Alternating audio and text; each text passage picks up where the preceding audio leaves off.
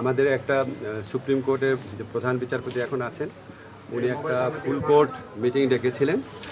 তো এটা আপনার ছাত্র জনতার পক্ষ থেকে আমি একটা স্ট্যাটাস দেখেছি, আসিফ মাহমুদ বলেছে যে এটা কারোর সাথে কনসাল্ট করে নাই, উনি এটা যেভাবে ডেকেছেন এটা মনে করা হচ্ছে যে এটা একটা যে স্বৈরাচারী পরাজিত শক্তি ছিল তাদের পক্ষের একটা মুভ, আমি যতদূর মনে করতে পারি। তো আমি এই ব্যাপারে কমেন্ট করার আগে কয়েকটা কথা বলতে চাই। দেখেন, আমাদের প্রধান বিচারপতি অত্যন্ত শ্রদ্ধেয় উনি, তো ওনারা কিছু ব্যাপারে তো প্রশ্ন ছিল, বিশেষ করে যখন এই আন্দোলনটা হচ্ছে তখন উনি প্রশ্ন করেছিলেন আন্দোলন করে কি রায় পরিবর্তন করা যায় কিনা।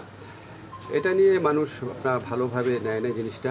এছাড়া একটা ব্যাপার ছিল খুব দুঃখজনক, সেটা হচ্ছে উনি ছাত্রলীগের কাছ থেকে চিফ জাস্টিস হওয়ার পর ফুলের শুভেচ্ছা নিয়েছেন। তো এটা তো আমার কাছে ব্যক্তিগত অভিমত ছিল কোড অফ কন্ডাক্টের লঙ্ঘন ছিল, এবং এটা খুব ভালো একটা ইমপ্রেশন দেয় না। এবং উনি ডিবি পুলিশের যে প্রধান হারুন, যার নানান আপনার কি বলবো তার সম্পর্কে নানান প্রশ্ন রয়েছে, এবং উনি আমাদের এই ছাত্র আন্দোলনের সমন্বয়কদেরকে ধরে নিয়ে নির্যাতন আটকে রাখা এটার মূল ব্যক্তি ছিলেন। তো ওনার কাছ থেকে উনি একজন ডিবি পুলিশের প্রধানের থেকে উনি সোনার তরবারি উপহার নিয়েছিলেন। 100 গ্রাম রাঁধুনি হলুদ বা মরিচের গুঁড়ার সাথে 2টি এবং 200 গ্রামের সাথে 4টি রাঁধুনি স্বাদ মিশালি ফ্রি। তো আমার তখন খুব অবাক লেগেছিল, এবং উনি বিদেশে গেলে বিভিন্ন আওয়ামী লীগের যে নেতৃবৃন্দ আছেন ওনাদের বাসায় থাকেন। তো এইসব কারণে এমনি তো ওনাকে নিয়ে কন্ট্রোভার্সি ছিল। তারপর যখন উনি এই মামলাটা চলার সময় এই কমেন্টটা করেছেন, এত কিসের আন্দোলন, আমি পত্রিকায় যেভাবে পড়েছি এটা রিয়্যাক্ট করেছে। এবং আমি যেটা জানি ছাত্র জনতার পক্ষ থেকে ইতিমধ্যেই ওনার পদত্যাগের ব্যাপারে দাবি উঠেছিল। আজকে বোধহয় সেটা আবারও বলা হয়েছে, যেহেতু উনি ফুল কোর্টের মিটিং ডেকেছেন। তো এটা একটা অনভিপ্রেত ঘটনা, এই ধরনের অনভিপ্রেত ঘটনা না ঘটলেই ভালো। আমরা তো মনে করি সুপ্রিম কোর্ট হচ্ছে আমাদের সংবিধান রক্ষণের, মানবাধিকার রক্ষণের জন্য একটা সবচেয়ে বড় প্রতিষ্ঠান।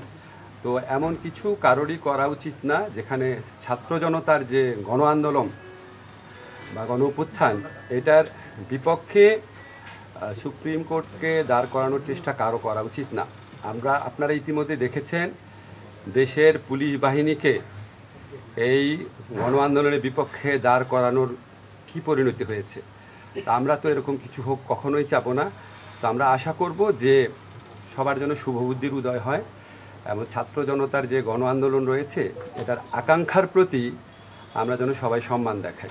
গণ আন্দোলন থেকে পদত্যাগের দাবি উঠলে সেটাকে কতটুকু সম্মান প্রদর্শন করতে হয় সেটা আমাদের প্রধান বিচারপতি বুঝতে পারবেন বলে আমার প্রত্যাশা থাকে।